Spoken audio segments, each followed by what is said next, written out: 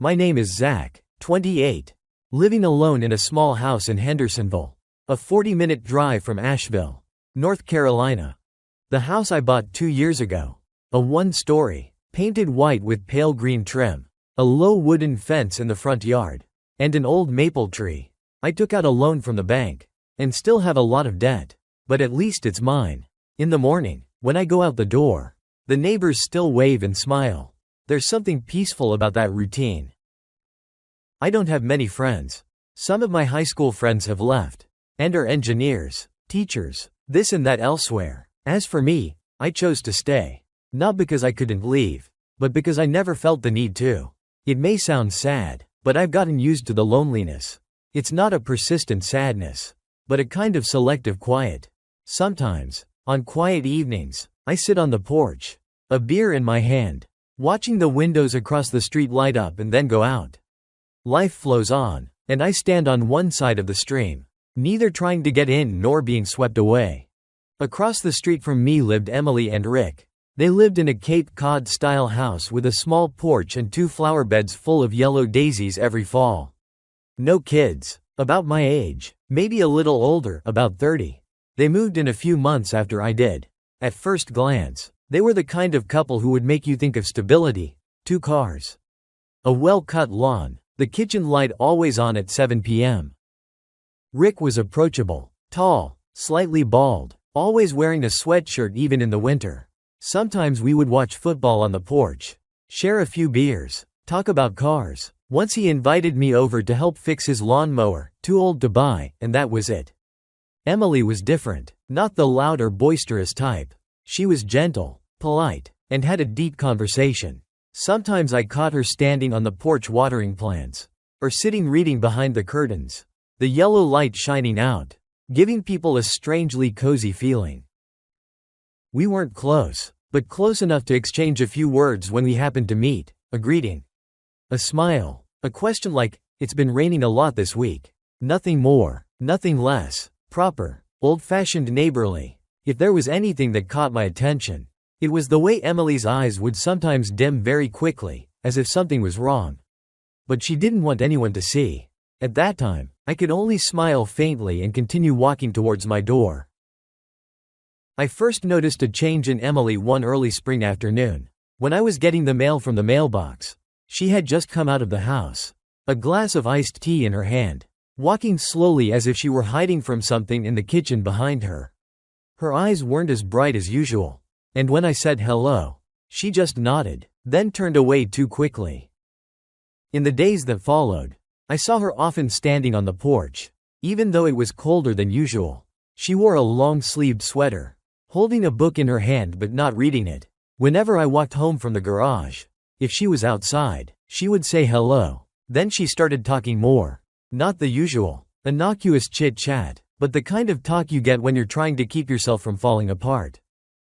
"He's working late again," Emily said one afternoon as I carried my groceries home from the supermarket. "And strangely, he doesn't bring his laptop anymore." I just said, not because I didn't care, but because I didn't know if I was allowed to enter that land. Another time, when I was washing my car in the front yard, she came over and stood by the fence. "He rarely talks to me," she said. I stopped, about to say something, but only had time to hand her a towel as the wind blew her hair into my face. Her eyes were red, but no tears fell. Then one evening, as I pulled up to the curb, she stood there, at the end of the driveway, her hands in her coat pockets, her face expressionless. I rolled down the window and asked, "Are you okay?"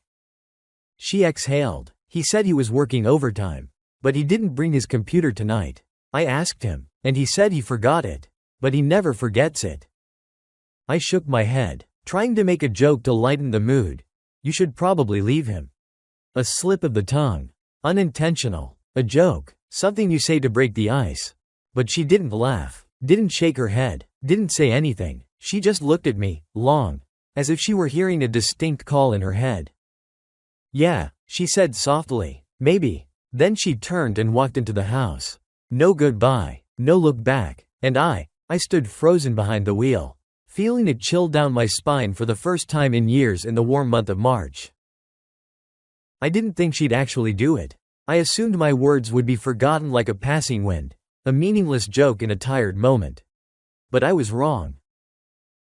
The next night, around 9:30, I was sitting on the sofa, a beer in my hand, my eyes glued to a boring football game on the TV.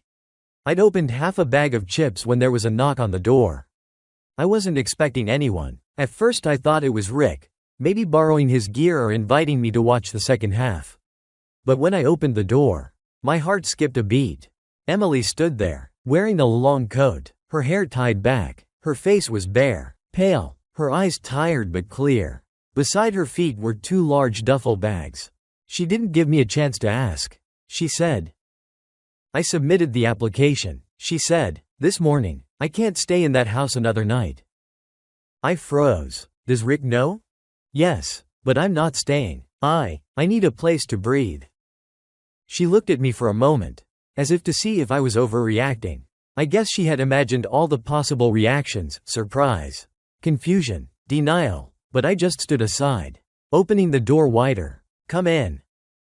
She walked in, leaving her two bags beside the chair. No apology, no explanation. She just sat down, curling her legs up on the chair like she had done before in some familiar place. Like this was her home. "I'll sleep on the chair. Just one night, I promise." I nodded, unable to gather my thoughts. "Yeah, go ahead." She pulled the blanket draped over the chair to cover herself. A few minutes later, she was asleep. No stirring, no sighing. There was just an eerie silence, as if she had put down a year's worth of weight in one fell swoop. And I pulled out my phone, stepped out onto the porch, and dialed Rick. I don't know if I called Rick because I felt guilty or because I didn't want to let things slide without an explanation. Maybe both. After all, his wife was sleeping on my couch, and that was no small matter. Rick answered after 2 rings. "Hello?" I took a breath. "Hey, it's me, Zach. Are you free? I'm on the porch, don't want to talk about this over the phone. Can I come over?" There was a pause. Then he said, his voice deadpan, "Yeah, just come over." I grabbed 2 beers from the fridge and crossed the street. My heart was pounding, not out of fear, but out of nervousness, like I was entering forbidden territory, where I wasn't supposed to be. But I knew I wouldn't be able to rest easy if I didn't. Rick opened the door in his pajamas, a wrinkled t-shirt and sweatpants. He looked tired, his eyes dark as if he hadn't slept in a week.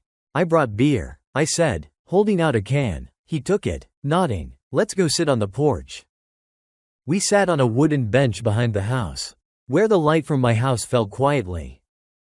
"I want to be frank," I said. "Emily's at my house. She came by tonight, with 2 bags, said she filed for divorce." Rick didn't respond right away. He took a sip of beer, looking toward the trees. I thought she was going to her mother's, or her sister's. I was silent. "She chose you, huh?" Rick sighed. "I don't blame you. I know you. You're not the type to meddle in other people's business." "I didn't invite her. Nothing happened," I said quickly. "I just thought you should know." Rick was silent. Then he turned to me, his voice low and surprisingly calm. "Thanks for telling me. Really, at least you didn't make me hear it from someone else. I just want to be clear. I don't want things between us to get weird." He nodded. "It's been weird between Emily and me for a long time. I'm just tired. It's not enough to try when the other person has already stopped." We sat for a while, saying nothing, just letting the sound of insects and the night wind fill the space.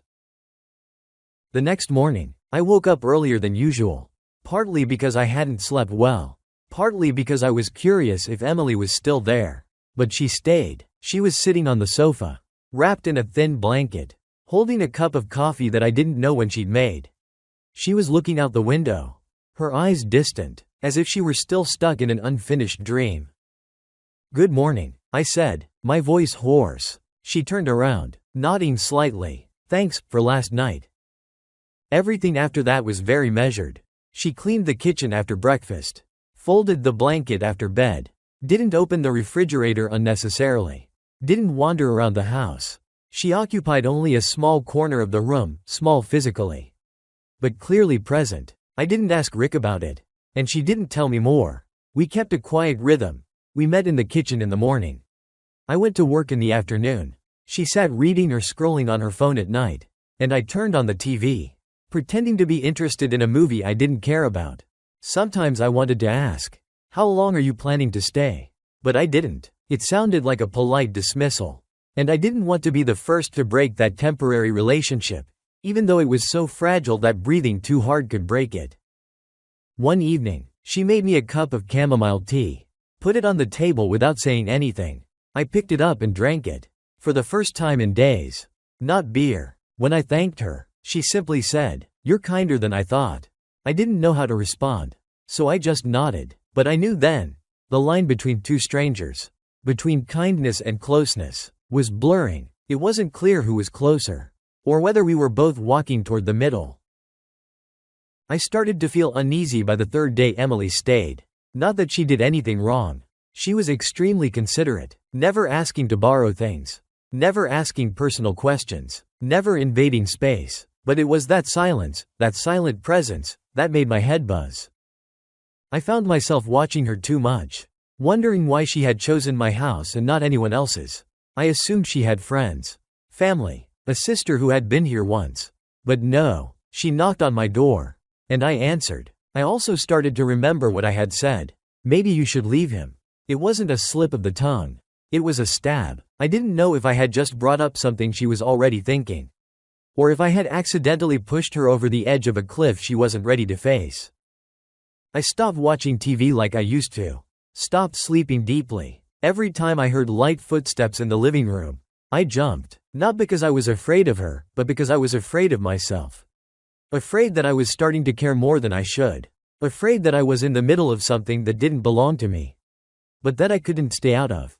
One evening, I stood in the kitchen watching her sitting reading, her hair down, her sweater loose, as if she belonged there, and my heart sank with a simple but dangerous thought. What if she doesn't leave? I got home late that night. An old pickup truck had just pulled up at the garage, roaring like it was about to explode. I worked almost 2 hours overtime to check the engine and replace the clutch. When I got home, I was so tired I just wanted to shower and fall into bed. But as soon as I opened the door, I saw Emily standing at the bookshelf, a place I almost never touched. In her hand was a photo, slightly crumpled, that had fallen out of an old novel of my dad's. I couldn't remember why I'd left it there. Maybe I'd used it as a bookmark at some point.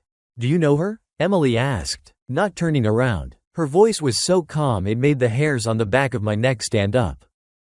I walked slowly in, looking at the photo. It was Rick, sitting in a very intimate-looking diner, next to a woman with long brown hair and a red dress. Their hands touched lightly on the table. She smiled, and Rick didn't look at the camera. But the lack of looking made people think even more. I swallowed. She was a customer of Rick's. He introduced her when she came to the garage once. I think her name was Marissa. A customer for the car, that's it. Emily still didn't turn around. I remember her face. She said, "I saw a text message from an unknown number once. Rick said she was a customer." I didn't believe it. Now, she put the photo on the table and walked toward the window. Her shadow was cast against the curtains, thin and thin like a pencil sketch. She hadn't collapsed, but she wasn't standing as steady as before. I wanted to say something, maybe to defend Rick, maybe to defend myself for holding onto that photo for so long. But my throat tightened.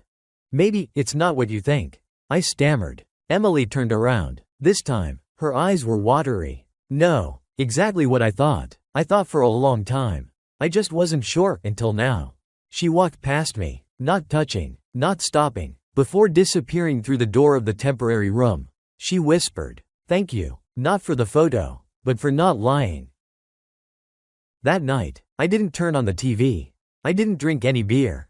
I just sat on the couch, looking at the old photo lying there.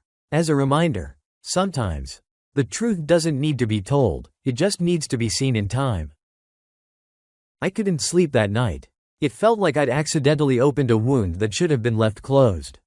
I kept thinking about the photo over and over again, not about Rick or the other woman, but about the look in Emily's eyes as she put it down.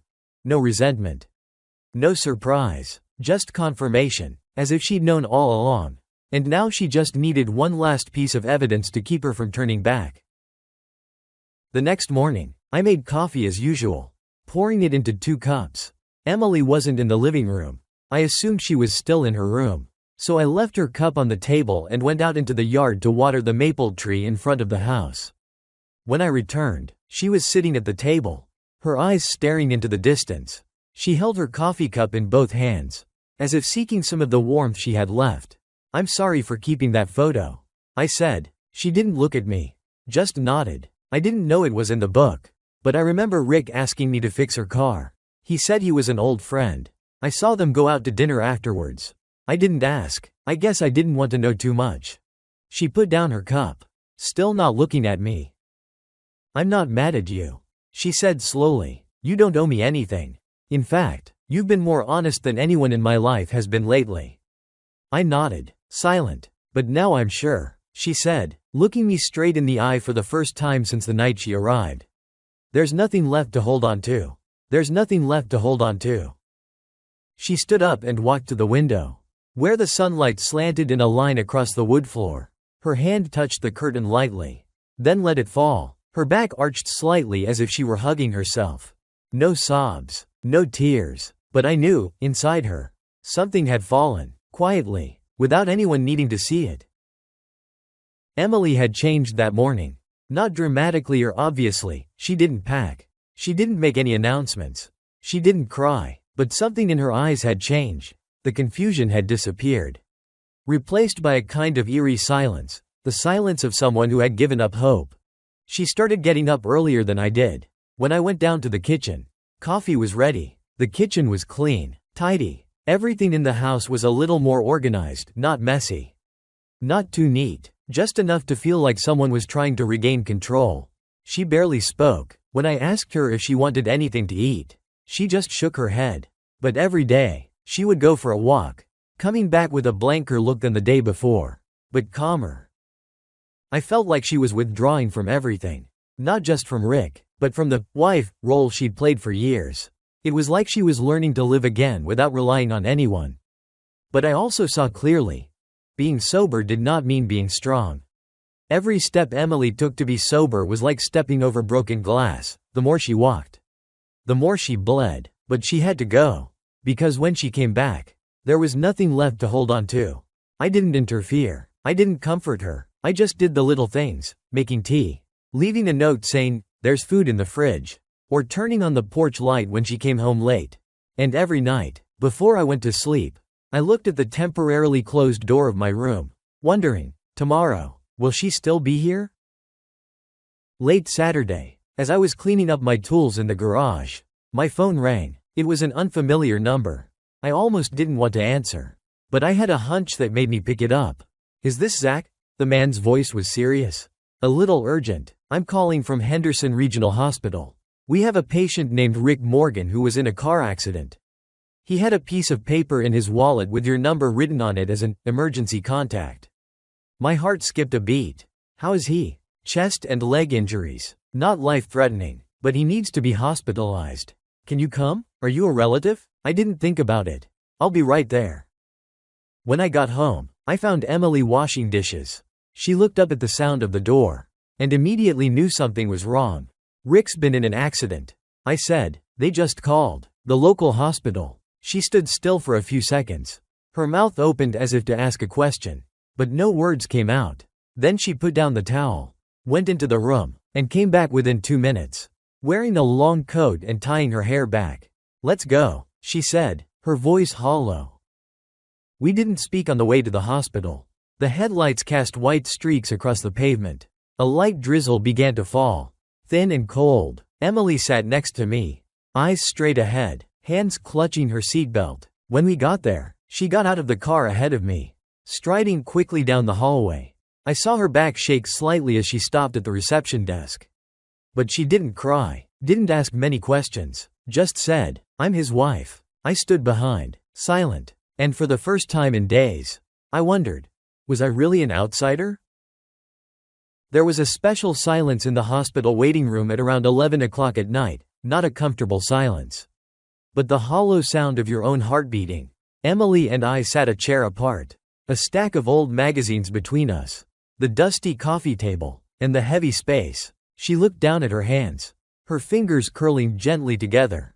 Her small shoulders were hunched in her long coat, and I saw her shiver, not from the cold, but from what she had not said.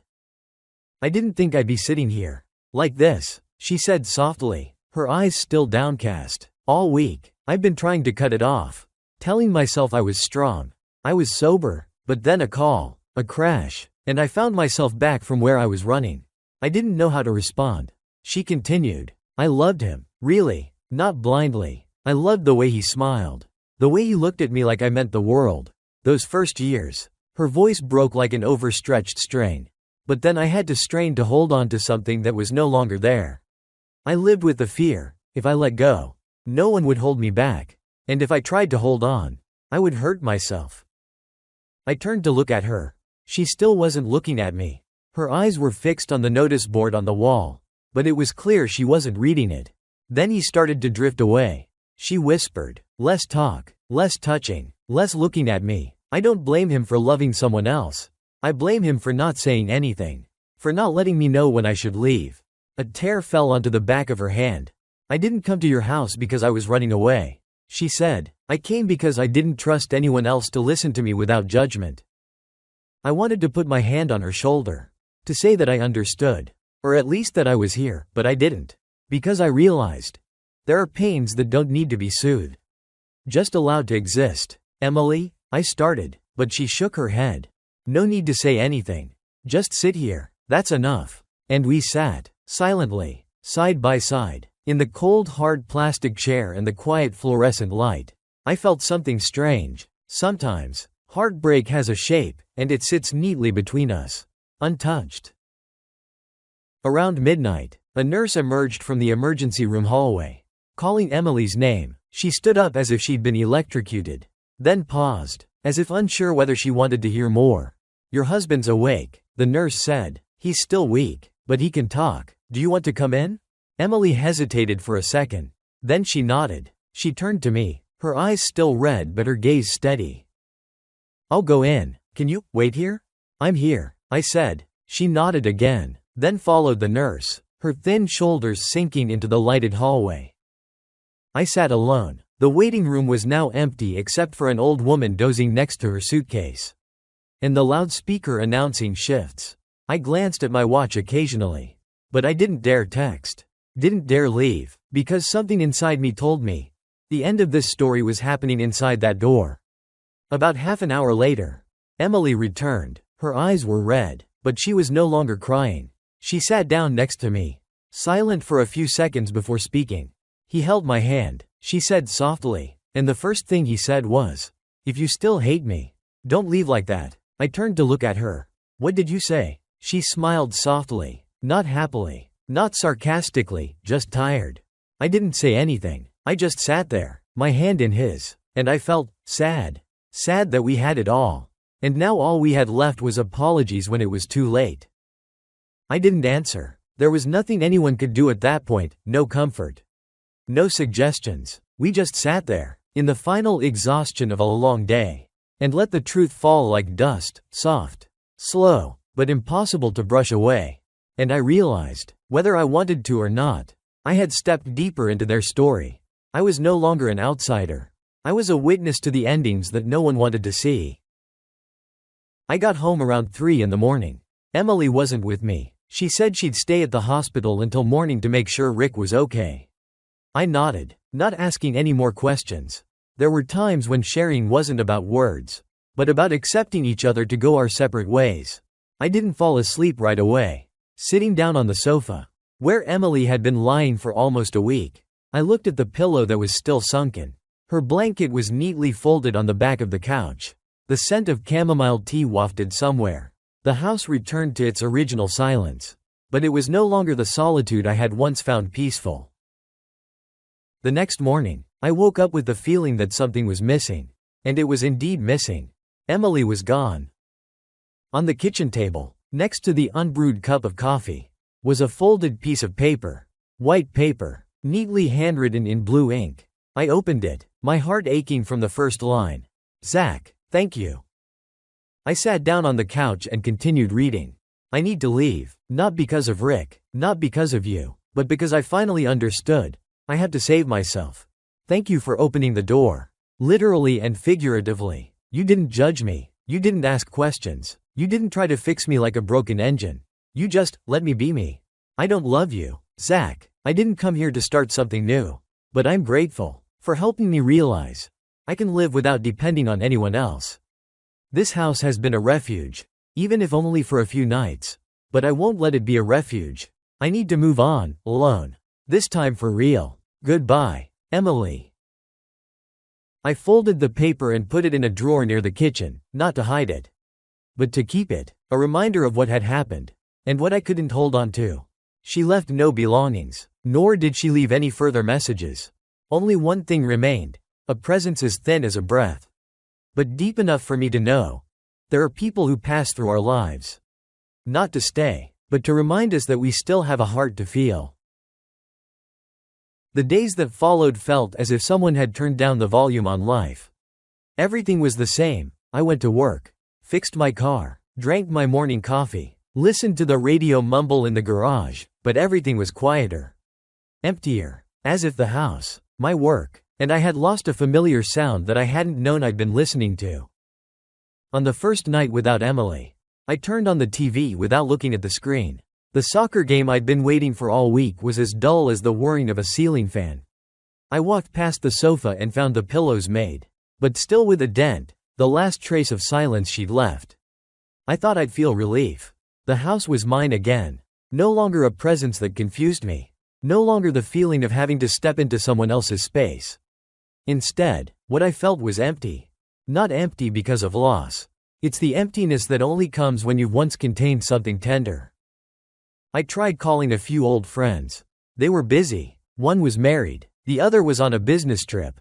I understood. No one really knew I'd been living with a woman for almost a week, nor did anyone need to. Because it wasn't a relationship. It wasn't love. It wasn't the kind of thing you write about. Just an interlude between two people who had lost their way. I started going to work earlier, coming home later. I opened all the windows in the morning to let in the light, but closed them more tightly than usual at night. I ate less, drank more beer. One day I sat on the porch steps for hours, holding a cold beer in my hand, just thinking about something I couldn't name. I wasn't angry. I wasn't sad in a broken way. But something inside me had changed. It was as if a piece of a puzzle that had been lost had fit temporarily, then fallen out, leaving a permanent mark. And every night, before I turned off the lights, I would glance toward the living room where she used to sleep. No one was there, but I knew that what remained, a part of me, would not leave easily. Looking back, I can't say exactly when those moments began, the almosts. The unspoken moments between Emily and me. They weren't explicit, they weren't brazen, they didn't cross the line. But if someone asked, "Is there anything between you two?" I wouldn't be able to say, "No, for sure." One night, the power went out. The whole neighborhood was in soft darkness, lit only by candles and phone screens. Emily invited me to play tic-tac-toe with paper and ballpoint pen, like two kids on an impromptu camping trip. We sat on the floor, our backs against the sofa, the candle between us. When I made a mistake, she chuckled, tilted her head, and her hair brushed my shoulder. Just a touch, but enough to make me hold my breath. I didn't flinch. She didn't pull away. We continued playing. No one mentioned that moment. Another time, I came out of the shower and saw her standing in the kitchen, wearing a thin sweater, her hair still wet. She turned around and asked me what I wanted to drink. There was nothing special about her eyes, but my heart clenched. I stepped closer than I needed to. She handed me a cup of tea. Her hand touched mine, a light, natural touch, not lingering, but not accidental. We both looked up at each other for a moment. Then she pulled her hand away. I turned away. There was no kiss, no confession, nothing crossed the line, but we both knew. We were very close to that line. I used to think, if she made the first move, would I respond? Then I also wondered the opposite. If I were the one to step forward, would she step back? No one stepped forward, no one spoke, and because of that, no one was hurt. But that pause also left an echo, a question left unanswered, a possibility left unfinished, a song without a chorus. I don't know if Emily thought about those moments after she left. Maybe not, Maybe they were just the faint background of a tumultuous period in her life. But I do. Because sometimes, what didn't happen haunts us longer than what did. I thought a lot about those days, about Emily's eyes when she looked at me through the doorway. About the quiet nights on the sofa. About the seemingly unintentional touch. I asked myself, did I do the right thing? Was I pretending to be innocent in something I was a part of? I had never betrayed anyone. Never come between a relationship.